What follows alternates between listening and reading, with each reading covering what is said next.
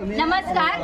आज इथे TMC दिव्यातलं TMC 9878 मधले शाळेतले पालक जमलेले आहेत. इथे जे मुलांना जेवण दिलं जातं त्याचे आम्ही पाठपुरावा करण्यासाठी पालक आलेले आहोत.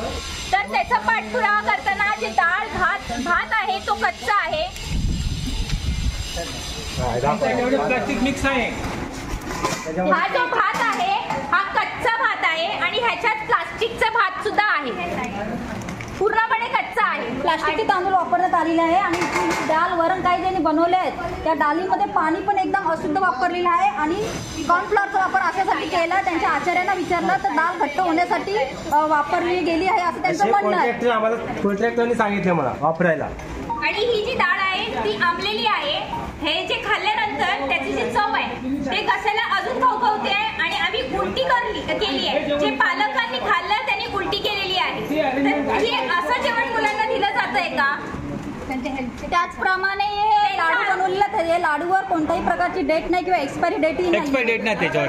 तर हे अशा प्रकारचं खाऊ लहान मुलांना शाळेतून दिलं जातं तर हे योग्य आहे का? माझी एकच विनंती आहे पालिका प्रशासनाला याच्यावर कठोर कारवाई झाली पाहिजे.